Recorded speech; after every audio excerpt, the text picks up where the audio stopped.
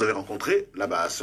Vous avez quelques révélations à nous faire là-dessus ou vous les gardez pour qui de droit? Voilà, mais avant, je voudrais insister sur le point. J'annonce que le professeur Bayebek sera avec nous en ligne dans un instant. Et merci. Je suis allé rencontrer la diaspora et tendre la main à la basse. Hein, dès le départ, je l'ai dit, et aux Ambazoniens. Et c'est effectivement un objectif qui a été atteint. Pourquoi? Parce que concernant justement les Ambazoniens, où j'ai eu des émissaires de Ayaba Cholukas qui vit en Norvège, je me suis habitué maintenant à comprendre ce qui se passe. Et surtout, vous savez que de l'autre côté, il y a une division très forte entre M. Ayouk Tabé et un certain Samé Komé, où j'ai également beaucoup échangé avec les partisans de Samé Komé, qui d'ailleurs à ce moment contestent la légitimité de Ayouk Tabé.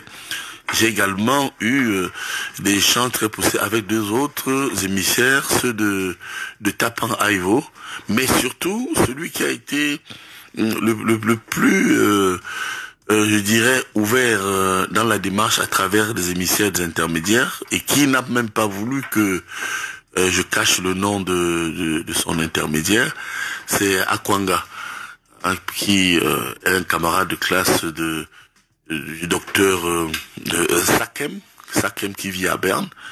Et effectivement, c'est de là effectivement que j'ai eu tous les éléments, apportant la preuve que d'ailleurs ils avaient été à Londres avec Ayouk Tabé où ils ont eu beaucoup d'échanges, et qu'en réalité, ce qui anime essentiellement ces personnes, c'est de voir comment est-ce que on peut régler le problème avec eux.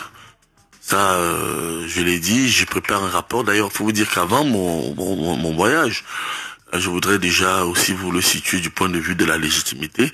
J'ai eu une séance de travail de 2h30 avec le Premier ministre Jean Koueté, secrétaire général du comité central, qui m'a donné le quitus de la mission. Et ensuite, j'ai également une séance de travail avec le directeur du cabinet du chef de l'État. Le chef de l'État a été informé, et surtout, ce qui m'a touché, c'est que là aussi j'ai eu le quitus du voyage. Et à la fin, je crois que la dernière personnalité qui a eu une séance de travail qui a duré 3 heures avec moi, c'est le délégué général Stemba-Gangele, parce qu'il fallait également l'y associer à l'effet d'avoir quand même des éléments susceptibles de renforcer une certaine idée de la sécurité et des éléments de sûreté de l'État dont il a besoin. Donc, vous voyez que ce n'était pas une aventure, ce n'était pas les vacances. Effectivement, concernant donc ces Ambazoniens, ils veulent être impliqués, ils estiment qu'effectivement, si je suis là, et sachant que j'ai de très hautes personnalités qui ont souhaité qui m'ont du moins donné le quitus, effectivement, de la mission, de cette rencontre, ils pouvaient aussi me considérer comme quelqu'un qui va également transmettre des messages. Et puis j'ai également eu, avant, plein de Manchon BBC et autres aussi, et ça je ne vous le cache pas, dans une démarche très poussée, Manchon BBC est en relation aussi avec le gouvernement. Ça, j'ai pu vous rassurer, et je le dis solennellement, c'est vous dire toute la volonté qui existe maintenant de dialoguer. Puisque même du fond de sa cellule, je peux vous garantir que les mécanismes sont en marche à l'effet de voir ce qu'il faut faire. Quant à la base, deuxième front conflictuel, d'abord, après avoir été successivement à Londres, à Genève, en Suisse, en Allemagne, c'est en Suisse que j'ai passé plus de temps, et en Belgique, il faut vous dire que la diaspora, ce n'est pas la base. Ça, je peux vous dire que, d'ailleurs, à mon arrivée, il y a des communiqués, d'ailleurs, que j'ai eu à vous envoyer ici par message, par vocalité ici, donc par WhatsApp, où quelques leaders très radicalistes et fermés ont souhaité que dès le départ, je ne sois pas reçu, quand la base en tant que tel ne me reçoive pas. Malheureusement, ça a été un échec total, parce qu'il y a des personnes comme les Taboba, les Chwincho, je peux les citer, ils m'ont dit qu'ils sont même en rupture avec la base, et bien d'autres qui sont venus me voir. Je puis vous rassurer que quand je venais, je leur ai dit ceci, je viens tendre la main. la main parce que j'estime que ce qui s'est passé à Genève n'est pas acceptable. Mais je vous rassure quand même que 80% de ces personnes qui manifestaient contre la République, contre le chef de l'État, ont été reçues par moi. D'ailleurs, à la fin, ce qui m'a un peu choqué, contrairement aux ambazoniens, qui avaient leurs émissaires, ne se cachaient pas, ils pensaient que on pouvait ouvrir, à partir d'une stratégie que j'ai menée, un dialogue, un relais, et transmettre. De toute façon, vous allez avoir bientôt ce qu'on va appeler au Cameroun le rapport Messanga Nyamding. Je puis aussi vous rassurer que ce que moi j'appelle plutôt les radicalistes, les radicalistes et les extrémistes qui se font appeler la BAS, la brigade anti-Sardina. D'abord, le premier qui s'est attaqué à moi, c'est un certain Nyamsi Franklin qui a demandé solennellement que il m'a fait d'ailleurs savoir et envoyer un message que Messanga Nyamding, le sardinard, ne sera pas reçu. J'ai répondu. Je lui ai dit, écoute, moi je sais pas ce que ça veut dire sardinard ou encore tontinard. Pour moi, c'est deux expressions philosophiques de la division extrémiste qui montrent l'état d'esprit antagoniste dans lequel certains ont embourbé le Cameroun. Parce que pour moi, je leur ai dit, sardinard et tontinard ne veulent rien dire. Ce sont des injures, c'est de la sauvagerie. Alors j'ai bien fait savoir à ceux qui parmi eux voulaient inciter les autres à ne pas me rencontrer que tant pis pour ceux qui ne vont pas me rencontrer. Parce qu'au moins dès le départ, les choses ont été claires. Je leur ai dit que je venais aussi les aider à avoir une amnistie. Est-ce que J. Rémy Ngono est à ses rencontres? Est-ce qu'il vous a rencontré lui aussi? Non, qui est très actif. Non, j'avoue que J. Rémy Ngono, je ne l'ai pas sollicité. D'abord, il faut le dire, parce que sur un autre point, il est un professionnel et je n'ai pas pu, et c'est vrai que je ne pouvais pas voir tout le monde. Mais je sais une chose, c'est que et là, vous allez voir comment j'ai procédé. D'abord, j'ai identifié 3 catégories de diaspora, appelons-les des diasporés. D'abord, dans les deux camps antagonistes, bien entendu. D'abord, j'ai commencé par rencontrer tous les Camerounais, qui installés dans certains pays comme la France, la Belgique, la Suisse et autres, occupent des fonctions en tant que Belges, en tant que Français, en tant qu'autres. Donc parmi eux des préfets, des magistrats, des policiers, des conducteurs de bus, des enseignants et autres, parce que pour moi il était question d'abord de réconcilier et de comprendre le problème de la diaspora. Alors cette première catégorie m'a conduit au plus haut niveau, parce que de tous ceux que j'ai rencontrés, je me suis dit, ben voilà, quel est celui qui symboliquement occupe actuellement, en Europe bien entendu, la plus haute fonction politique? Bien, à travers Ramayad, qui est d'ailleurs une amie, l'ancien ministre, j'ai donc pu, et j'ai beaucoup travaillé avec un Camerounais qui est actuellement adjoint au maire de Bordeaux. Je crois qu'il doit nous suivre et qui va maintenant s'intéresser aussi au Cameroun, parmi tant d'autres, Gaëtan Djikam. Là au moins, il donne des noms, contrairement à ceux de la base qui venaient me rencontrer et me disaient qu'ils ont signé des pactes traditionnels. Faut pas que je dise qu'ils m'ont rencontré. Justement, pour ça, M. Messanga Nyamding, oui. Jeune Afrique nous révèle que ce dialogue annoncé par le président Paul Biya était en préparation depuis des mois au palais présidentiel. Oui, le dialogue était en préparation, du moins à ma connaissance, aussi en tant que politologue, et ça, je le rappelle toujours, un fidèle soutien au chef de l'État, parce que je ne le cache à personne, je ne suis pas allé leur dire que je venais là-bas parce que j'étais en rupture avec la vision et mon engagement politique. Mais vous avez toujours prêté le dialogue, c'est vous qui avez... Oui, mais contrairement à d'autres branches de votre parti... J'en viens, oui. Écoutez, il y a les pires faucons qui sont même en train de torpiller, d'ailleurs j'en viendrai, je reviendrai là-dessus, sont ceux qui sont au palais. D'ailleurs, j'ai profité pour dire, dès qu'on a lancé le dialogue, qu'il fallait se méfier des technocrates de la présidence de la République, c'est-à-dire ces grands dormeurs, ces grands faucons, ceux qui ont tout torpillé, et les technocrates du premier ministère. Parce que pour moi, le premier ministre Diongouté, s'il veut s'en sortir, là c'est l'homme politique, Messanga Nyamding, qui parle, il devrait se détacher de tous ces technocrates qui ne savent rien du tout de la politique. Parce que c'est pas lui qui les nomme. Permettez-moi, non, je ne me plains pas qu'ils soient technocrates. Je me plains, ou bien je me méfie et j'avise qu'on ne doit pas les laisser organiser. impliquer et conseiller. Puisque ce sont les technocrates qui sont à l'origine de ce que nous vivons aujourd'hui. Et ça, il faut aussi le rappeler. Lorsqu'on parle de dialogue national, je voudrais techniquement rappeler à ceux qui nous écoutent que, en 37 ans de pouvoir, en période de crise, hormis des sorties spontanées, avec Éric Tchindjé ou encore une sortie comme celle que le président Paul Biya a effectuée à RMC avec votre confrère Yves Morosi, je voudrais ici vous rappeler quelque chose, que ça fait 5 fois que le président Paul Biya effectue une sortie en période de crise. La première fois, je me souviens, c'est après la tentative de coup d'État, d'avril 84.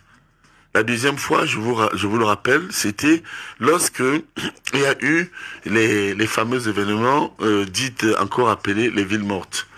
Et bien avant, la troisième fois, en réalité, c'était la vraie deuxième fois, hein, c'est lorsqu'il y a eu les événements du lac Nyos. La quatrième fois, c'est lorsqu'il y a eu, souvenez-vous, les événements de février 2008. Et la cinquième fois, c'est cette crise pendante. Mais la question se pose, tout ce temps quand même, 2000 morts, plus de 60 000 déplacés, la situation est quand même alarmante. Aujourd'hui, on parle de dialogue. Pourtant, hier, on disait, force reviendra à la loi et que seul l'État a le monopole de la violence. Est-ce que finalement, la violence n'a pas payé? Où en est-on aujourd'hui? C'est quoi le constat? C'est le constat de l'échec, de la force? Ou non, il faut c'est l'évolution de la situation. Il faut aviser. Il faut aviser parce que moi je dirais que l'État n'a pas dès le départ suffisamment pris la mesure de la situation. C'est-à-dire la situation était grave, beaucoup plus grave qu'on ne croyait. Pour preuve, souvenez-vous, j'ai été blâmé, on m'a tapé sur les doigts lorsque j'ai été le premier dans mon parti à dire on libère les membres du consortium, les Aborbala, ils n'ont rien à faire en prison. Et dans le même élan, je disais qu'il fallait faire attention à ce que moi j'ai considéré comme un dialogue exclusif. Je crois que c'est sur vos plateaux, j'ai dit merci à Balafon, parce que en France et ailleurs, tout le monde m'a repris ce que j'ai beaucoup plus dit à Balafon qu'ailleurs. Merci. Partout en Suisse, ailleurs, ils m'ont dit, mais professeur, nous nous souvenons de cette phrase. Je me rappelle de ce compatriote Panga, lui, qui est UP6, et qui me dit, mais on vous a entendu dire qu'on ne peut pas faire un dialogue sans les Namjoya, sans les Gamto, sans les... Justement, c'est la question. Peut-on faire un dialogue aujourd'hui Oui, parce que moi, Paul Biya, c'est mon maître politique. Et vous savez, quand vous avez un maître, vous mettez à sa disposition, permettez-moi tous les éléments. Et moi, je joue mon rôle. Et dans ce rôle, j'ai commencé par sentir que on ne pouvait pas dialoguer parce que le gouvernement a-t-il engagé un dialogue? J'ai eu à le dire dans les radios-télévisions suisses ailleurs. J'ai dit oui. Sauf que le dialogue était exclusif. On envoyait le Premier ministre Yann Fiellemont, on envoyait les émissaires ad hoc du RDPC, on discutait en interne, on s'auto-congratulait et puis on buvait du vin, du whisky et du champagne. On disait bon, très bien, on a causé.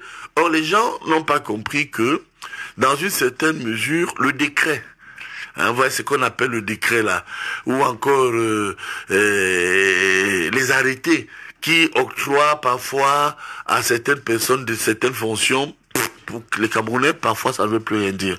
Mais si vous observez très bien Cyril Bochiko, vous verrez qu'aujourd'hui, le Camerounais n'est plus apprécié parce qu'on dit qu'il y a eu un gros décret présidentiel, ou bien pour la preuve, nous sommes en guerre, ou alors parce qu'il y a eu un arrêté ministériel. Oui. Le Camerounais est apprécié par son rendement, aussi bien dans le secteur public que privé. Je vous assure, si on fait un sondage, vous allez voir les Camerounais vous dire que aussi bien à tel ou tel endroit, nous pensons que tel peut faire l'affaire. Pour revenir à votre question, moi je crois qu'il y a eu des faucons. La question que je vais poser, oui, puisque faut avancer, on n'a pas beaucoup de temps. Je voudrais avancer sur votre question qui est même pertinente. Permettez-moi. Oui. Ma crainte au sein de ce dialogue, Cyril Bochiko, c'est que qu'on ne comprenne pas que il y a deux camps. Il y a ceux qui sont systématiquement des faucons contre la réussite de ce qui va se passer. Mais justement, et de l'autre côté, il y a ceux qui sont pour. Mais il faut dire que les pour et les contre sont à la fois dans le gouvernement et en dehors du gouvernement. Oui, mais maintenant, vous voyez toutes ces situations. Ceux qui ne sont pas dans le gouvernement et qui seront appelés autour de la table de négociation, la question, je voulais vous la poser parce qu'on a des contraintes de temps. Il y a le procès Baébé qui va entrer en scène dans un instant. Très bien, oui. Alors, aujourd'hui, peut-on avoir un dialogue comme celui-là sans régler les questions de la tripartite mal mises en application, sans éviter autour de la table également le procès Maurice Kamto, qui est justement à la crise, l'un des acteurs de la crise post-électorale, tout comme Kabralibi, Joshua Ochi et les autres dans ce volet-là, sans sortir de prison et faire asseoir autour d'une table Sisiku Ayoub Tabé, parce qu'on en vous entendant parler, on a l'impression que le gouvernement cherche d'autres interlocuteurs en dehors de Ayoub Tabé et compagnie. Pourtant, c'est que ce sont les seuls pour l'instant qui sont en prison pour la cause sécessionniste, donc des gens que le gouvernement a pointé du doigt comme étant des responsables de la crise au sud-est et au nord-ouest, donc c'est avec ces personnes qu'on devrait dialoguer. Est-ce que le fait d'aujourd'hui de nous présenter d'autres leaders ne risque pas d'envenimer la situation, puisque beaucoup se réclament d'Ayoub Tabé? Non, personne ne peut lire dans la boussole. Et je voudrais d'ailleurs vous dire que vous avez posé une question au départ, mais quand vous allez très vite dans les questions, il me souvient que vous avez voulu savoir si au départ, il y avait eu un dialogue à partir de la présidence de la République initié par celle-ci. Je vous dis oui, parce que j'ai eu à rencontrer l'un des directeurs de la coopération du département fédéral des affaires étrangères en Suisse, qui m'a confirmé effectivement que entre le président de la République, je dis bien le président de la République et par conséquent le gouvernement, il y avait déjà un dialogue initié avec la médiation suisse.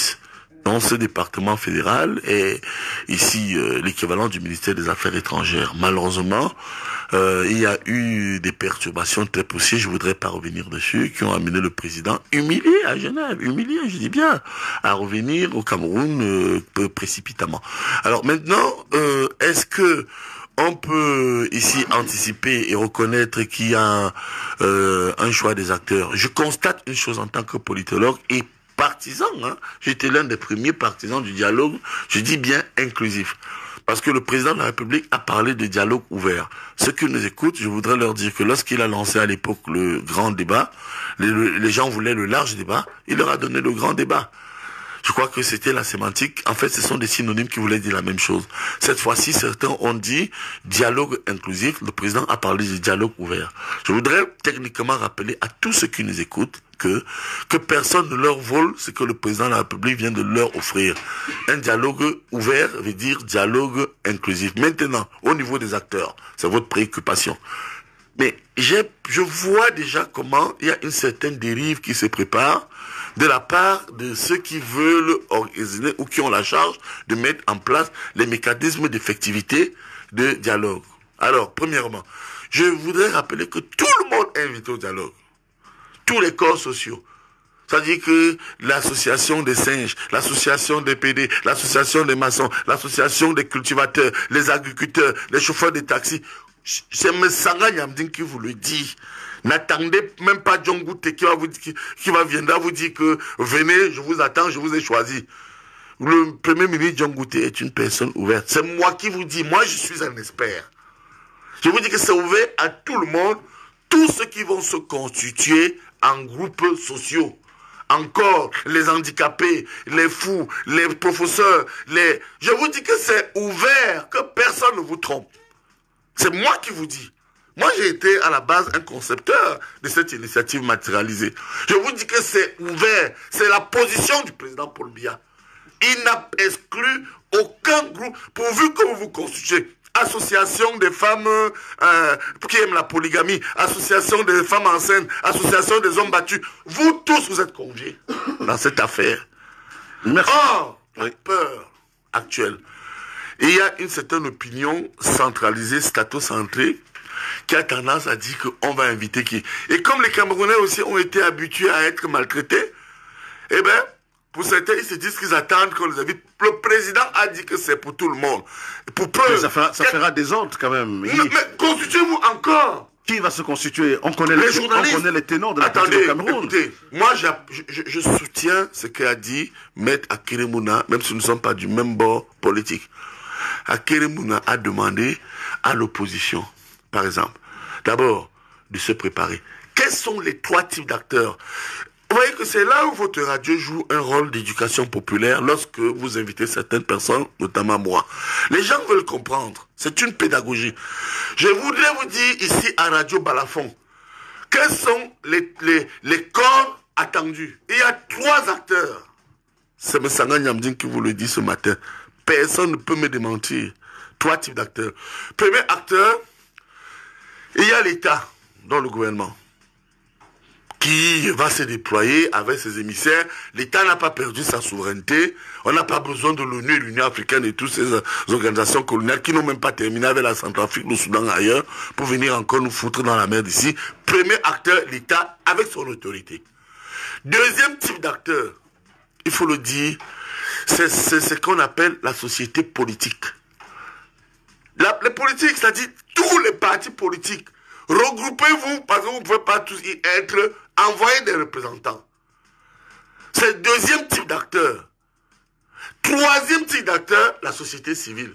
C'est elle-même qui sera prisée, les forces religieuses, les femmes battues. Moi, je suis par exemple à la tête d'une association qu'on appelle l'Association internationale de promotion de la polygamie. On sera là aussi. Donc, je voudrais vous dire que... Mais c'est ici, c'est moi qui l'avons créé. Vous avez déjà un membre là. Oui, donc je voudrais vous dire que... Oui, l'Association camerounaise de la promotion de la polygamie. Oui, nous, cette association existe depuis 11 ans. Donc, je voudrais dire que tous ceux qui pensent que les taximans, la société civile est élastique. Sauf que il faut une représentation des corps sociaux. C'est pourquoi je répète et je vous répète que personne ne vous vole ce dialogue. Maintenant, pour chuter et terminer avec la question préalable sur la libération éventuelle des prisonniers politiques à Uktabé et autres. Il y a deux positions. Ça, il faut que je vous le dise. Ceux qui pensent qu'effectivement, pour dialoguer, il faut que les concernés soient impliqués.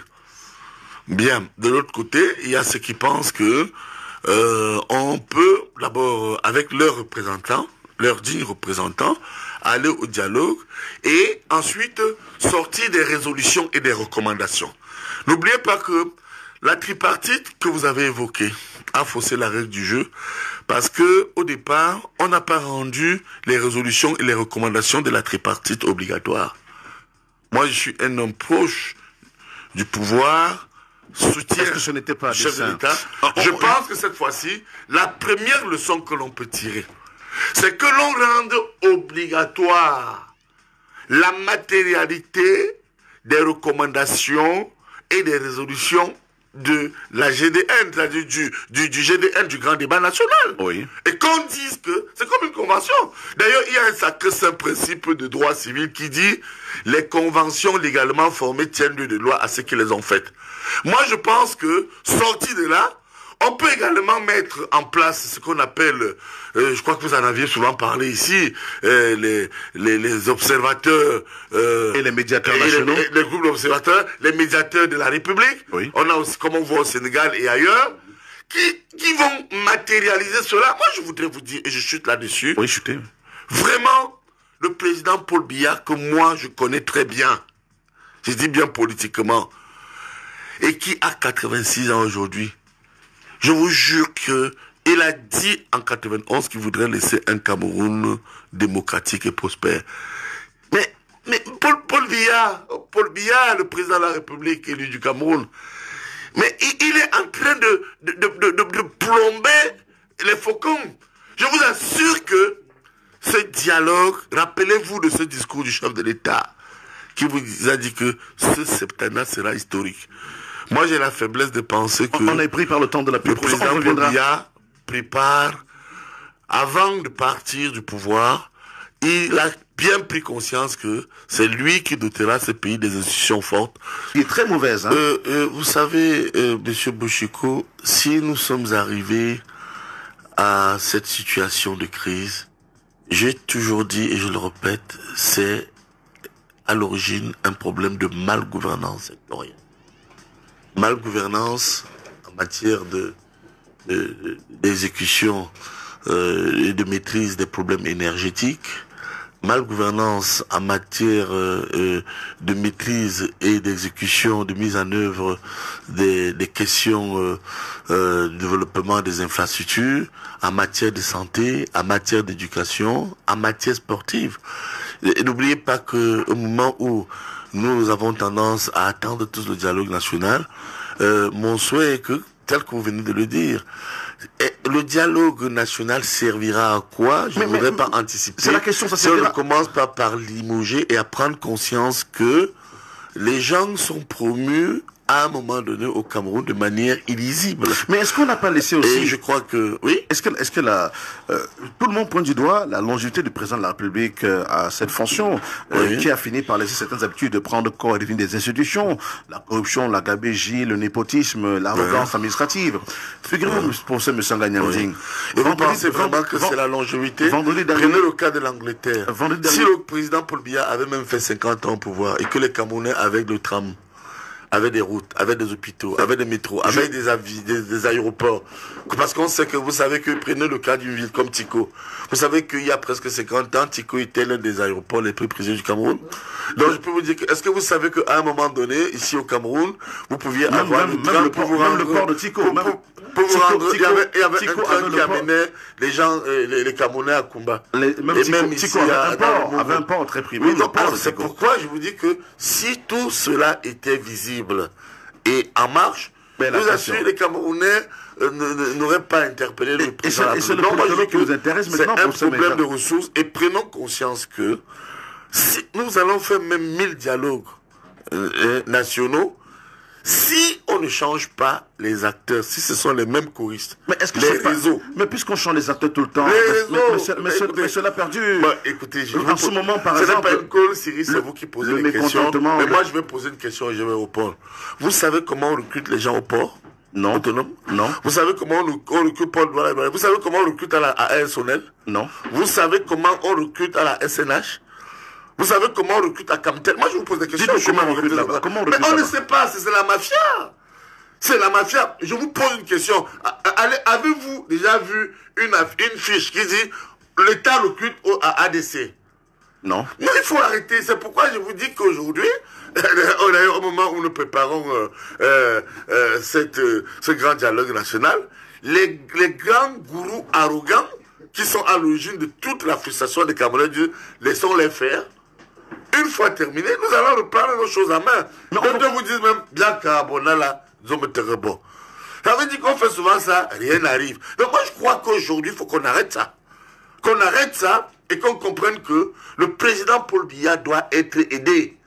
Le bien carbona là, nous sommes bon, doit s'arrêter aussi. Pour qu'on comprenne que si le chef de l'État, qui est vraiment un visionnaire, qui a tracé le cap à travers la rigueur, la moralisation, la justice sociale et les idéaux du renouveau, quelque part, n'a pas atteint ses objectifs. Mais écoutez, c'est parce que certaines personnes dans les administrations l'ont pris en otage. Je suis de ceux qui disent que le président Paul Biya est pris en otage. Mais justement, il se bat pour s'en sortir, tous les jours, pour mettre en œuvre certaines politiques, sur le plan politique, économique, social et culturel. Vous avez quelques personnes, la question justement, c'est que tapis dans l'homme qui ne lui donne pas la possibilité d'atteindre cet objectif. Mais justement, le président Paul Biya change. Le président Paul Biya change les gens tout le temps, mais ça ne change pas. En ce moment, il y a un vrai mécontentement au niveau des enseignements secondaires avec la ministre actuelle. Tout le monde accuse de dégommer tout le système Ngadibé pour installer son propre système à elle. Mais c'est quoi ce pays où chacun arrive et impose son système? Hier, nous avons sur cette antenne un autre intervenant, notamment le professeur Charlie Gabriel Borg, qui a dit que l'État a échoué dans la construction de la nation. Est-ce qu'il n'a pas raison? Non, il n'a pas raison, parce que la nation est là, elle est portée, mais je reconnais que, quelque part, l'État a échoué parce que on n'a plus su maîtriser les canaux de promotion et de poursuite. Mais regardez, prenez un cas fort. Quand vous sortez de la CAN, le chef de l'État arrive. Il vous dit, la CAN aura lieu, la Coupe d'Afrique des Nations aura lieu le jour dit. Je m'y engage personnellement. Mais pourquoi vous voulez banaliser ce qui est très grave, que moi j'appelle l'un des scandales du siècle? Mais les gens ont peur. C'est la résilience. Parce que, comme ceux qui ont fait échouer la CAN occupent certaines fonctions, mais ici et là, non, je ne suis pas d'accord. Laissez-moi d'abord parler.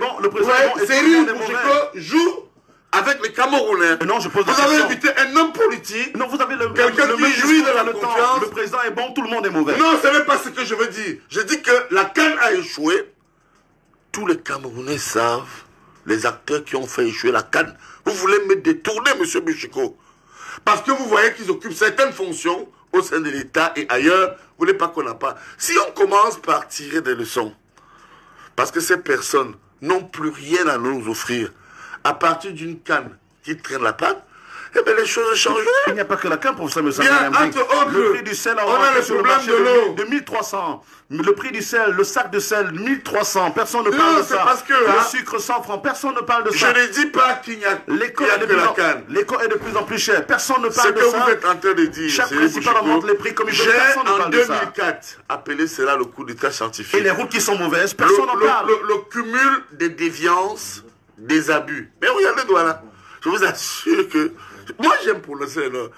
Allez interroger un tonnerre fils de développement. C'est mon ami. Mais il ne fout rien ici. Mais il a sa réponse. Laissez-moi vous dire, prendre mes responsabilités. C'est mon ami. Il a sa réponse. Il n'a pas de budget. Oh, mon frère, où sont les centimes additionnels? Douala produit 3 Pourquoi il ne fait pas milliards. une mobilisation? Moi, je pense que je me sépare toujours de mes amis. Ateba et moi sommes comme ça. Quand nous commençons à dire que vraiment, mon frère, tu as échoué. Permettez-moi de vous parler. Permettez-moi. Quand vous voyez un conflit qui oppose, comme c'est le cas, ou qui a opposé à un moment donné, le maire de Douala premier.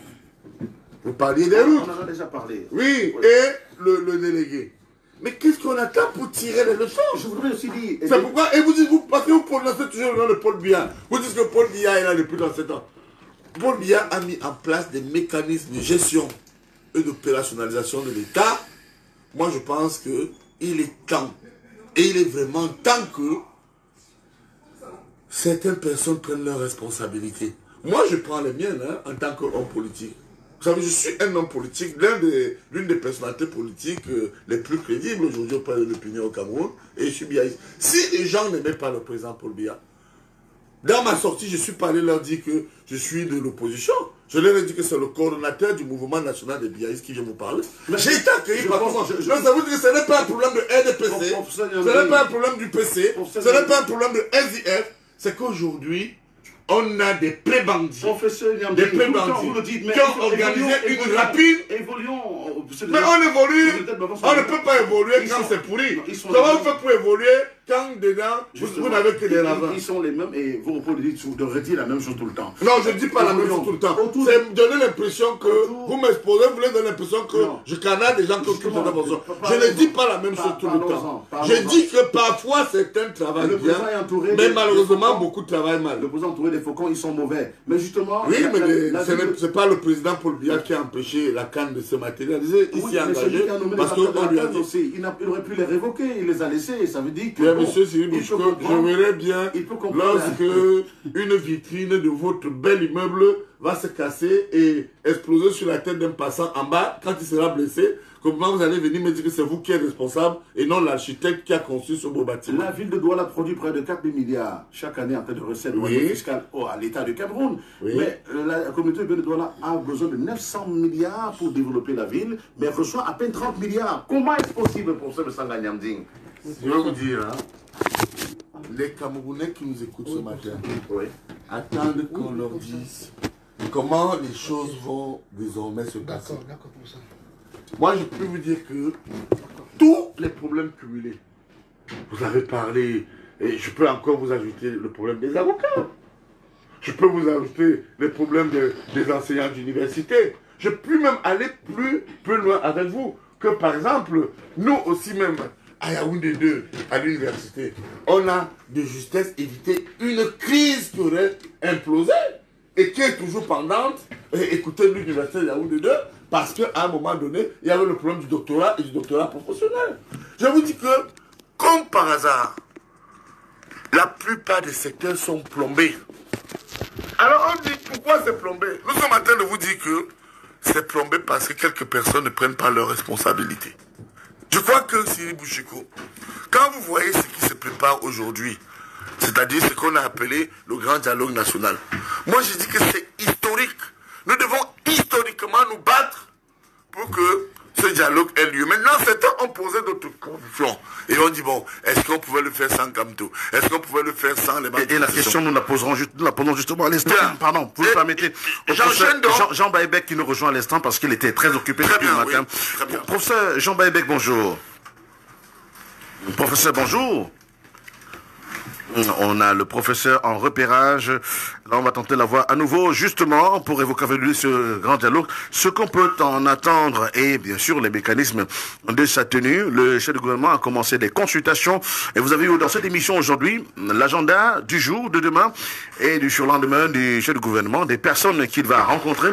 Certains estiment justement que la liste manque quelques acteurs phares de notre société camerounaise. Lesquels? Et si on devait voir cela avec le professeur Jean Baebek. Professeur, bonjour. Malheureusement, nous ne parvenons pas à l'avoir. Maintenant, on va le positionner à nouveau. Puis, Cyril, je voudrais ajouter quelque chose en attendant. Oui. Il y a quelque chose qui est en train d'être oublié par les acteurs, les organisateurs, dont l'État qui organise ce grand dialogue national. Le timing. Le timing.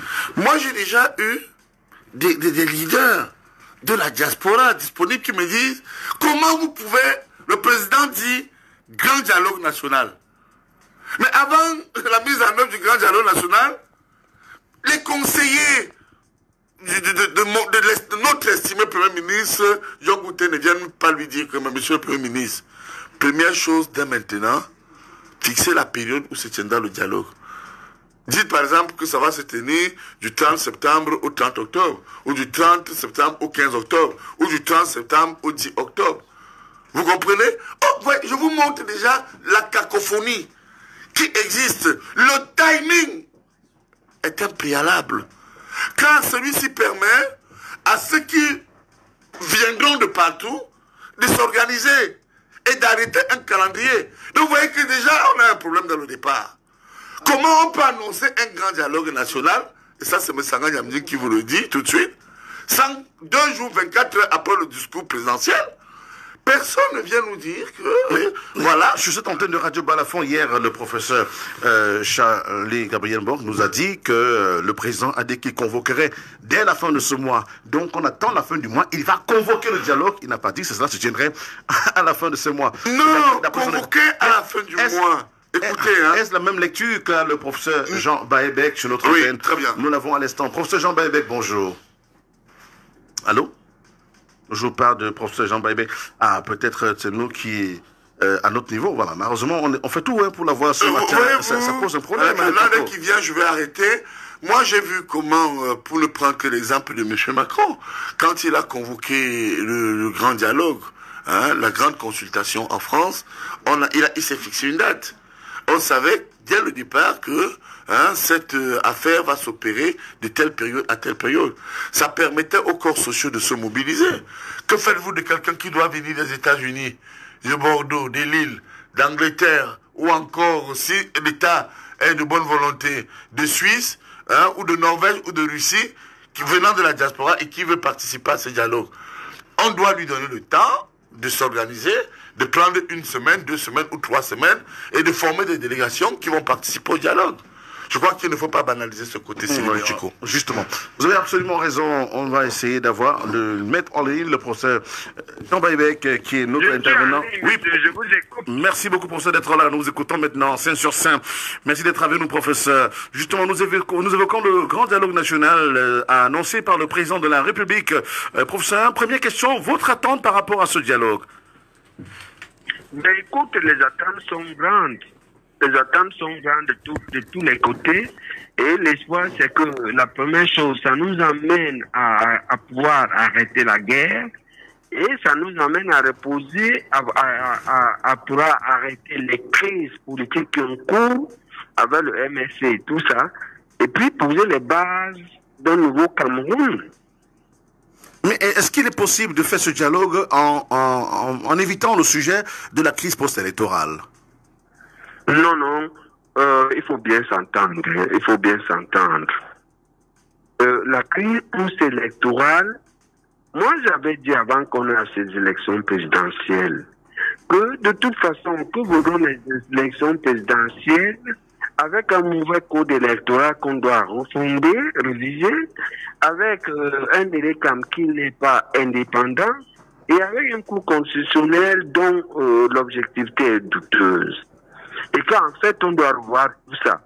Donc, l'idée c'est, on peut, si l'on veut faire du bien à notre pays, on va dire, mettre entre parenthèses la crise, taire d'abord la crise post-électorale, et puis aller pour refonder toutes les institutions qui sont autour des élections, c'est-à-dire l'institution qui gère, c'est-à-dire l'ICAM, l'institution qui est l'arbitre en cas de conflit, c'est-à-dire la Cour constitutionnelle, et puis le texte majeur, la loi électorale qui nous amène aux élections justes.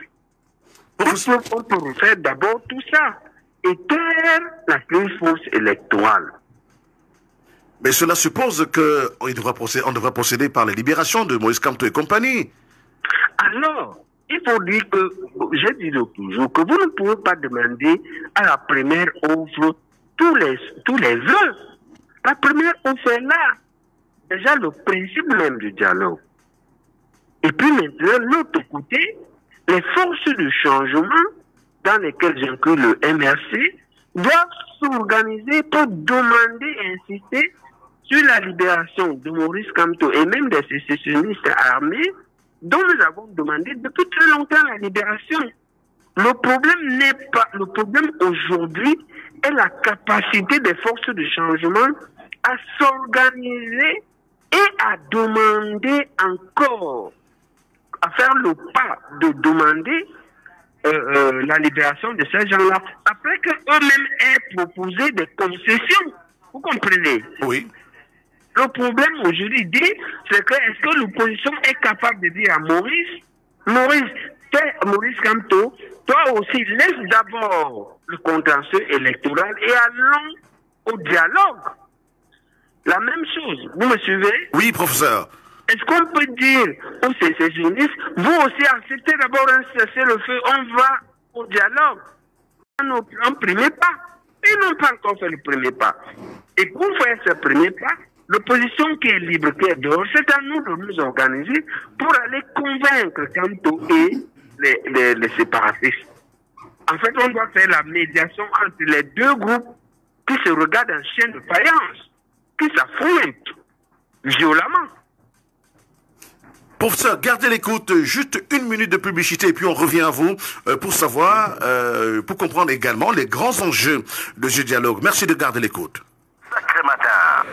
Bon c'est chaud. Contrôle et jouer de manière responsable. Non, maman, le monde de 18 ans. Non.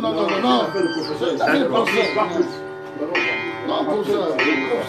Mon chéri, on va te faire cette heure-ci. J'ai rendez-vous pour ça. Aucune agence ne met appareil 1. Ne t'inquiète pas. La princesse voyage a lancé le départ de 5h du matin et 1h du matin. Douala Yaoundé. Ah bon? Princesse voyage? Tout le monde Oui, chérie. Et chez Princesse voyage, l'heure c'est l'heure. S'il te plaît, laisse-moi me préparer. Ok. Désormais, plus de soucis à faire pour vos rendez-vous. Princesse voyage a la solution. Départ tous les 1h et... Quelqu'un de haut placé m'a dit que le président veut placer le Cameroun sur une nouvelle orbite et s'en aller. Il n'a plus rien à perdre. Voilà. Et là, on va le gâter. Rien à perdre. Que ça vous plaise ou non, vous qui êtes pour la une. Alors, il a dit c'est vrai? Quel téléphone? Allez, retour à l'antenne, retour au micro. Nous sommes Personne sur la plateforme. Nous émettons de Douala sur FM 90.3. On nous écoute à Yaoundé sur FM 88.1 à travers Tropique FM et l'application Radio Douala officielle est à télécharger gratuitement sur Play Store. Et bien, si vous avez le 446 chez vous, vous avez le bouquet Canal+. Nous avons le professeur avec l'UPC en ligne, il est enseignant universitaire. Jean Baïdek est avec nous au téléphone et dans ce studio, le professeur Salman Messanga Nyamding, viaïste et enseignant. Alors, je reviens à vous, professeur Jean Baïdek. Ce dialogue, pour d'aucuns, c'est le plus grand moment de l'histoire du Cameroun. La tripartite a été un moment de dialogue, mais on sait que ces bénéfices, pour l'instant, sont assez négligeables, si on peut le dire ainsi. On sait également qu'il y a eu le grand débat, ou le large débat national, qui finalement n'avait accouché que d'une souris. Mais quelles sont les garanties que ce dialogue proposé par le chef de l'État sera l'occasion pour Paul Biya de placer le Cameroun sur une nouvelle orbite, et que tout ce qu'on a fait jusqu'ici n'a pas produit grand-chose? Alors, moi, je réponds, vous me suivez? Bien sûr, professeur, bien, mais on vous suit. Non, je crois que ce que l'on parle dans un dialogue national dépend du sérieux avec lequel, le professionnalisme et le sérieux avec lequel les forces du changement y vont. Si nous sommes légers comme nous sommes là, parce que pendant que le Premier ministre a sorti un calendrier hier, où il passe des journées entières à recevoir des délégations, nous, on est en train de claironner, l'opposition est en train de claironner partout, on ne les voit pas s'organiser, on ne les voit pas réfléchir, on ne les voit pas se mettre ensemble, on ne les voit pas en train de fusionner, de faire la synthèse de leurs revendications pour aller ensemble au dialogue, mais ça ne donne rien. On ne voit pas la presse, vous les journalistes, on ne voit pas vous organiser, chercher la vérité, chercher les exemples de l'histoire pour aller en rang de fait. Ce qu'on sait, c'est que tout le monde cherche 5000 partout, où les gens sont corrompus. Si vous en êtes un peu plus comme ça, on n'aura rien, monsieur. Mais pour ça... Donc ça dépend. C'est comme on dit, comme la littérature, chaque peuple a les institutions qu'il mérite. Si les Camerounais, nous voulons tous aller à la mangeoire, si nous sommes tous des menteurs, si nous ne savons pas ce que c'est que des choses sérieuses, mais tant pis. Donc ça dépend de nous, ça dépend de moi, ça dépend de vous, le journaliste qui m'interrogez là, de tous les journalistes. Si on sait qu'on a une force et qu'on fait des propositions pertinentes, le président va suivre. Si on surveille, le président va suivre. Mais si on est là seulement pour faire le bavardage du quartier, monsieur, vous voulez quoi? Si on est là, on n'a pas la méthode, on ne comprend pas qu'un dialogue signifie qu'on doit faire des concessions. Le président a fait un pas, nous on doit faire un pas. Alors, monsieur... Justement, professeur Jean Baïbek... Si on ne peut pas proposer au président un gouvernement d'application sérieux, mais on le laisse avec la mangeoire qu'il y a là. Monsieur, est-ce que la société civile peut présenter des hommes sérieux et crédibles qui ne se volent pas comme des souris, comme des messangas, qui ne sont pas des menteurs, qui ne sont pas des gens qui n'appliquent pas les lois? C'est ça le problème. Le problème n'est pas que Biya lui fera tout pour la République, mais une personne est Jésus. Ça dépend de la qualité de la masse. Mais justement, professeur Jean Baïbek, lorsque tu étais avec l'un de mes grands maîtres en communication, parlant justement de ce dialogue, qui me disait qu'un dialogue national n'est pas un dialogue entre deux amis, c'est un dialogue national, c'est l'avenir des millions de Camerounais et des générations futures dont il dépend. Et il disait, pour qu'un dialogue national puisse être bénéfique aux générations futures, première chose, définir clairement les objectifs du dialogue à moyen et à long terme. Deuxième chose, définir la qualité des participants à ce dialogue, car ils vont écrire l'histoire des générations à venir. Troisième chose, la moralité des organisateurs, sont-ils de bonne ou de mauvaise foi? Et enfin, et c'est le plus important, le leadership de celui qui va conduire les travaux. La qualité de la personne qui va conduire les travaux. C'est ce que m'a dit celui qui m'a enseigné les sciences en communication. Il m'a dit, si ceci n'est pas réuni, vous allez bavarder, ce ne sera jamais un dialogue national. Est-ce que nous avons donc ces conditions réunies pour avoir ce dialogue qui pourra permettre au Cameroun d'écrire l'histoire des générations à venir? Votre maître voulait vous dire élaborer les objectifs. Vous l'avez fait. Votre maître voulait vous dire élaborer les questions. Vous avez fait ça. Eh bien, mais si vous avez fait ça, qui doit faire ça pour vous? Votre maître vous a donné des bons conseils. Et ce qu'il dit est vrai. Mais il vous a dit, c'est vous qui devez vous mettre au travail. Si vous ne fixez pas ces objectifs, si vous ne dites pas le profil des gens qui doivent y être, si vous ne fixez pas les critères de moralité des participants, qui va le faire pour vous? Je pose la question là à vous, les journalistes. Et moi, je la pose au professeur Messanga Nyamding. Voilà. Justement. Attendez. Oui. Et donc, non, ne vous en faites pas. Messanga, charmement, lui, il est de l'autre côté. Hein. Oui. Lui, il est de l'autre côté. Ah, mais oui. Oui, d'ailleurs, professeur, cher collègue, reste en ligne. Vous m'avez entendu? Oui, reste en ligne. Moi, Charlemagne, c'est presque un ami personnel. Oui, nous sommes des frères. D'ailleurs, personnel. D'ailleurs, professeur, chers collègues Voilà. et chers et estimés collègues, bonjour. Je suis content de t'entendre. Je ne cache à personne ici que j'ai été d'ailleurs celui qui est organisé, et bon, il faut quand même aussi le dire à l'opinion, une médiation entre le recteur Soso et toi. Parce que j'ai eu le courage de dire que Soso étant d'une cam, moi étant aussi un chef traditionnel et Soso étant un ami, toi étant un vieil ami, ça il faut le dire, j'ai organisé une rencontre. Professeur Messanga Nyamding, est-ce que les conditions de dialogue... Je confirme que Baïbek est un ami. Maintenant, Justement, oui. Je voulais revenir sur les principes d'un grand dialogue national tel qu'évoqué par l'un des grands maîtres penseurs des communications publiques. Professeur Messanga Nyamding, est-ce que le dialogue de maintenant là, c'est pour résoudre la crise anglophone ou c'est pour éviter au Cameroun des conflits ou alors placer le Cameroun sur orbite au bénéfice des générations à venir? Il y a deux camps.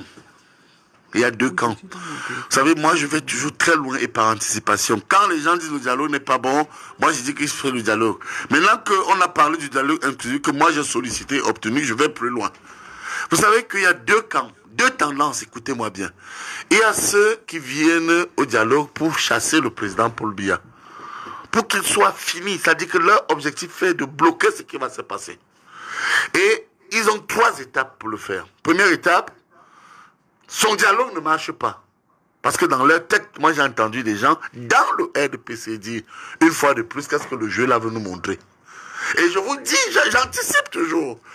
Moi je suis ce qu'on appelle... Permettez-moi, il s'agit de l'avenir des générations. Oui, ils s'en foutent. Ils s'en foutent. C'est des millions d'âmes. Vous l'avez vu avec la construction des barrages, vous l'avez vu avec la construction des écoles, des lycées, vous l'avez vu avec la rapine qui continue à exiger l'APE aux enfants en pleine rentrée, alors que l'APE, dans le texte fondamental, qui organise l'enseignement et l'éducation n'est pas obligatoire, vous l'avez vu. Les gens s'en foutent. C'est que vous ne voulez pas comprendre. C'est qu'aujourd'hui, chacun s'assoit, Dieu nous pousse. C'est la logique de certains. Ils ne veulent même pas que le président Paul Biya sorte la tête. Mais voici donc l'occasion. Alors, permettez-moi de vous dire que le premier camp, c'est ces gens que je suis en train d'énoncer. Je vous assure, quand mon frère et mon estimé collègue, le professeur Baïbek, vous dit qu'il faut des acteurs en relation avec votre main, entre nous, je vous pose une question. La tripartite a eu lieu il y a combien d'années? Si nous avons bonne mémoire. Il y a 28 ans. Il y a 28 ans. Est-ce que vous croyez que 28 ans après, on ne doit pas d'abord systématiquement écarter dans le RDPC et dans une partie de l'opposition ce qui était déjà la tripartite? Mais 28 ans, beaucoup de choses ont changé. Vous avez des jeunes aujourd'hui qui jouent à la console. Vous avez des jeunes aujourd'hui qui chantent, qui jouent du rap. Vous avez des gars qui jouent aux éléphants. Vous avez aujourd'hui des pianos bas à eux tout seuls qui font ce que, à l'époque, 10 musiciens faisaient au sein d'un orchestre. 28 ans, c'est trop. Non, l'une des conditions. Il y a des têtes hideuses, politiquement hideuses, que moi j'ai envie de citer, mais je ne le ferai pas. Mais qui ne viennent pas. Qu'ils reconnaissent aussi que ce dialogue est un dialogue de la prospection. C'est-à-dire que c'est une vision du Cameroun à l'horizon 2063, comme d'ailleurs l'Union africaine l'a dit pour tous les pays africains. Donc certains ne sont même plus qualifiés.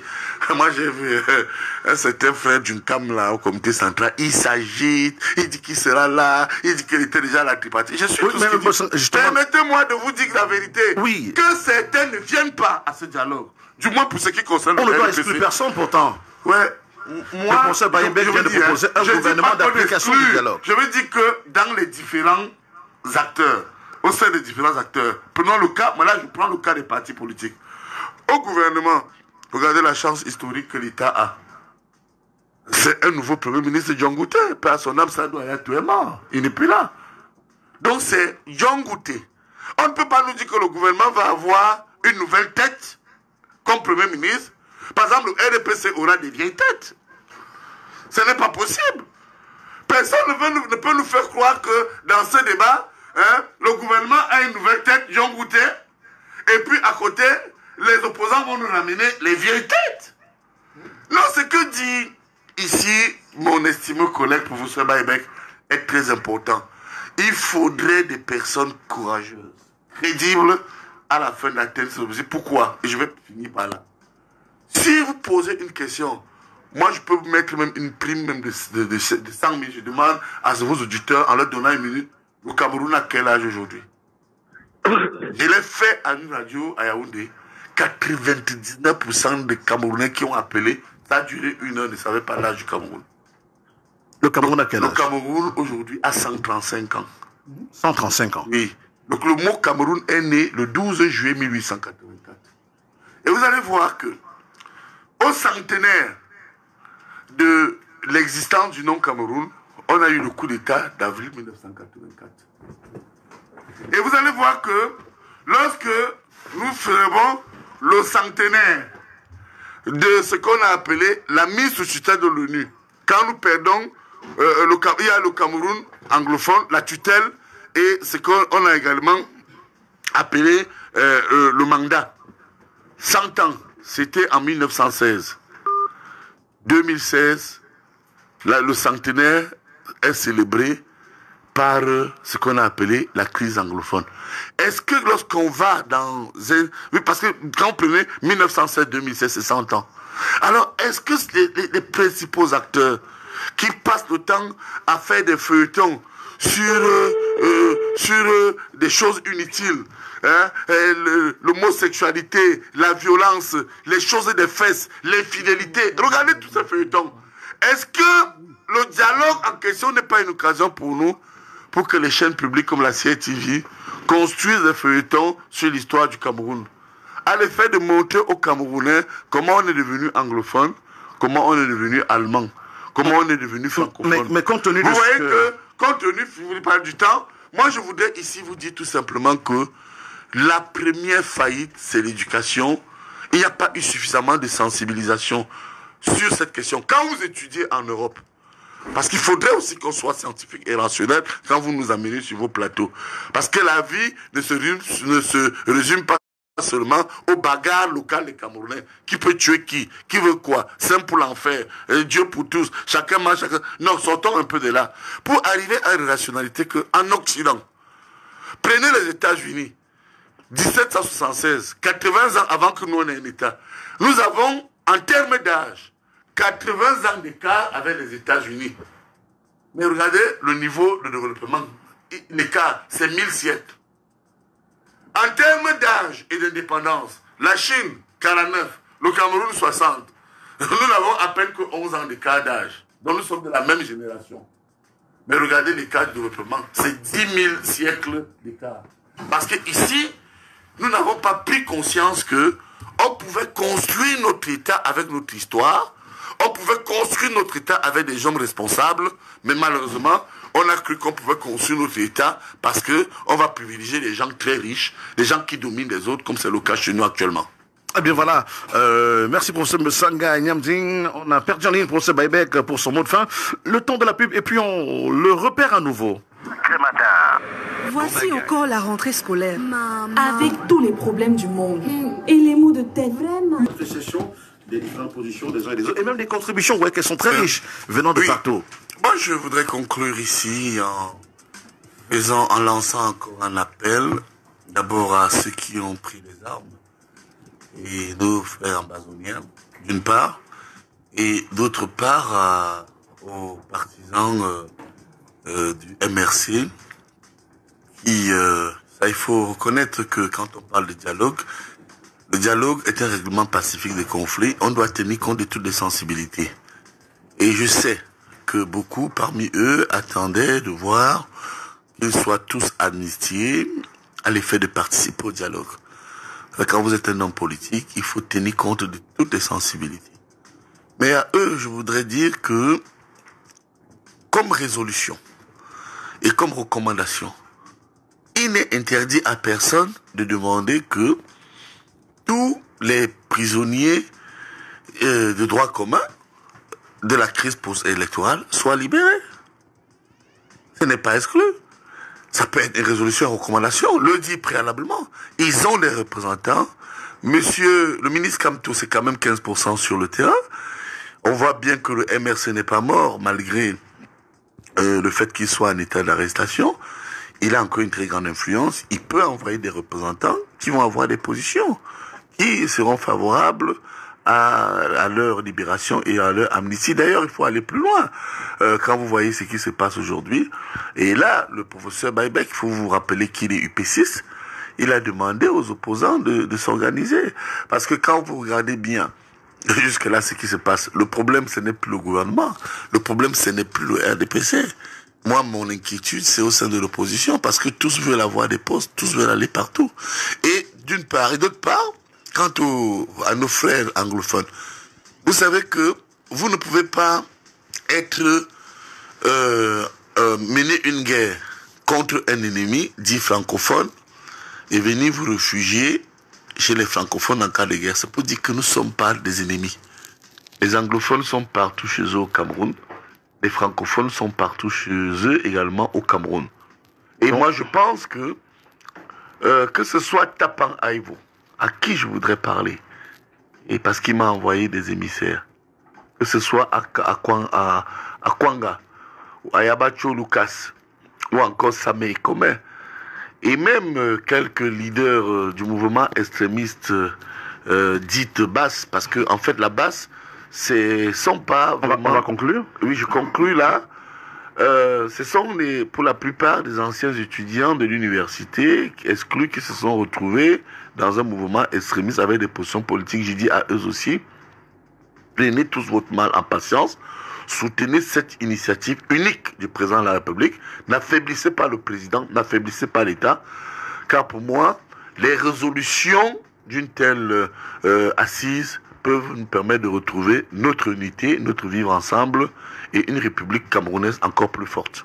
Merci beaucoup, professeur Messanga Nyamding, et merci, professeur Jean Baïbek de l'UPC, enseignant, qu'on a eu au téléphone en direct de Yaoundé, et le temps des sports avant de conclure. Pour Vincent Aboubacar, les deux sont derrière. La reprise, plus vite, de Vincent Aboubacar, à 3 minutes de la fin, le Cameroun qui passe devant. Oh, le joli geste technique, l'aile de pigeon, ça passe par rentrée.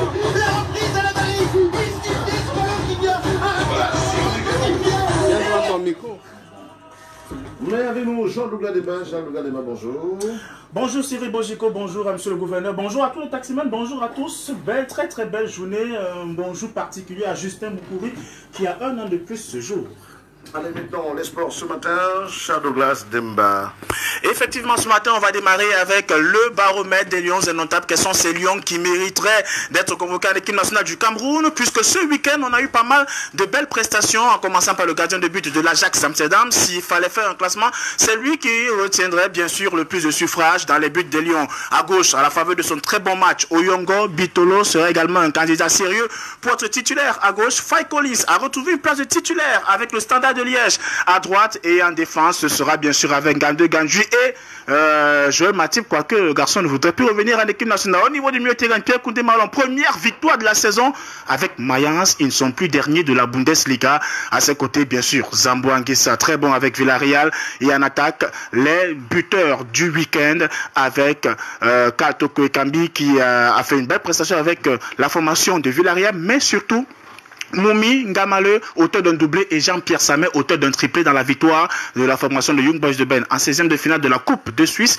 11 buts contre 2 pour cette formation, et au prochain tour, ce sera le FC Zurich pour la formation des Young Boys de Ben, où on retrouvera bien évidemment nos valeureux Camerounais. Voilà pour ce qui est du baromètre. Plus de détails à 15h.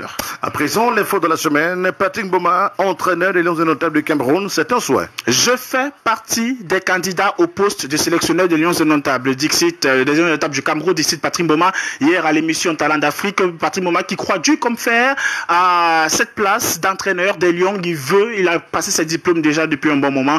Patrick Mboma, il veut lancer sa carrière sur le plan du continent africain, et surtout chez lui, Patrick Magic Mboma, l'homme qui avait inscrit l'un des plus beaux buts du Stade de France avec cette reprise de volée contre l'équipe de France, voudrait donc être l'entraîneur des Lions indomptables. Est-ce que ça va se faire? On prendra tout à l'heure l'avis des Camerounais. Mboma à la tête des Lions, que pense-t-il? En football toujours, début ce jour de la Ligue des Champions et déjà des affiches intéressantes. Des affiches à couper le souffle, notamment le choc 100% sénégalais entre Kalidou Koulibaly et Sadio Mané. Pour ce qui est de cette affiche de Ligue des Champions, c'est Liverpool qui va se déplacer sur le terrain du Napoli. Très très belle affiche, mais avant il faudra bien évidemment suivre le choc entre la formation du Borussia Dortmund et le FC Barcelone. Est-ce que Lionel Messi va enfin démarrer la saison avec les Catalans? C'est la très grosse question en attendant bien sûr les rencontres de demain. En volleyball, Coupe du Monde féminine, jour de match pour les doubles champions d'Afrique. Ce sera la 4e sortie de l'équipe nationale féminine de volleyball du Cameroun. Les doubles championnes d'Afrique doivent absolument s'imposer. Pour l'instant, sur les 12 équipes engagées en Coupe du Monde de volleyball féminin qui se joue au Japon, le Cameroun est 10e avec un seul petit point devant la formation du Kenya. Et aujourd'hui, on joue contre le pays organisateur, à savoir le Japon. Le Japon qui, sur ses 3 sorties, enregistre 2 défaites et 1 victoire. Autrement dit, les filles de Jean-René Akono ont leur chance. Tout est possible. Il faut absolument engranger le plus de points pour espérer bien se placer lors des qualifications pour jouer les Jeux Olympiques. L'équipe du Cameroun doit donc s'imposer après 3 matchs et 3 défaites. Aujourd'hui, il faut absolument battre le Japon pour relancer la machine. Merci beaucoup, Shadouga Demba. À 15h. Allez, maintenant, terminons par ces annonces. C'est donc Cambraï qui lance le recrutement de 40 jeunes au métier ferroviaire de base. Le directeur général de Cambraï porte à la connaissance du public que Cambraï organise, en partenariat avec le Centre de formation professionnelle et continue La Salle, un concours en vue du recrutement de 20 aides-conducteurs et de 20 agents de manœuvre. À cet effet, les modalités de participation sont disponibles sur le site internet www.cambraï.net et www.lasalle-douala.org. Les inscriptions se déroulent uniquement en ligne jusqu'au samedi 28 septembre 2019. Les candidats présélectionnés vont subir les épreuves écrites prévues le samedi 12 octobre 2019. Le directeur général de Cambraï rappelle que ce processus fait suite au recrutement en 2018 de 150 jeunes Camerounais dans le cadre de la politique de pérennisation des savoir-faire ferroviaires. Le directeur général de Cambraï saisit cette occasion pour souligner la constance de la politique de création d'emplois au sein de Cambraï au moment où l'entreprise célèbre les succès des 20 ans de concession, signé le directeur général.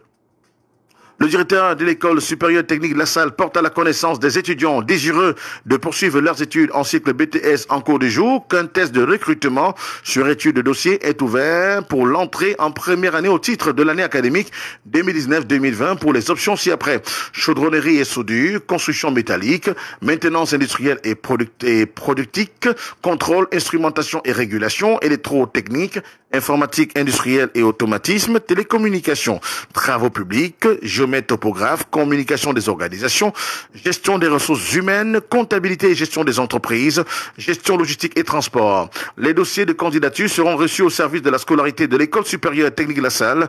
Par ailleurs, les inscriptions en licence et en master se poursuivent. Renseignements et inscriptions face au collège de La Salle ou par téléphone au 650 006 068 ou 650 006 084. Signé Frère Emmanuel Mboua. La plateforme de diagnostic médical de Douala, DMD, située à Mbagna, au lieu dit Sable, sur la route de Bonamoussade, juste devant le collège Safety, organise une vaste campagne de santé bucco-dentaire au sein de son établissement dans la période allant du 16 au 28 septembre 2019, du lundi à vendredi de 8h à 16h et le samedi de 8h à 13h. Les consultations sont gratuites. Une remise de 50% pour les soins et actes de chirurgie dentaire est offerte. Les patients bénéficieront aussi des causeries éducatives portant sur l'hygiène bucco-dentaire. Chers clients, en vue de garantir un meilleur avenir à vos enfants, CCA Bank met à votre disposition crédit scolaire disponible dans ses 42 agences reparties sur tout le territoire national. Ainsi, jusqu'au 31 décembre 2019, les salariés du secteur public, privé, parapublic virés au CCA Bank bénéficieront du crédit scolaire en 48 heures. Pour bénéficier du crédit scolaire CCA Bank en 48 heures, le salarié viré au CCA Bank doit fournir la documentation suivante: une demande de crédit scolaire à retirer dans une agence CCA Bank, une attestation de virement irrévocable délivrée par son employeur un bulletin de solde, une photocopie de la carte nationale d'identité, un plan de localisation du domicile, une fiche de recensement pour les fonctionnaires. Avec CCA Bank, vivez une rentrée scolaire sans stress. CCA Bank, la finance au cœur des traditions africaines.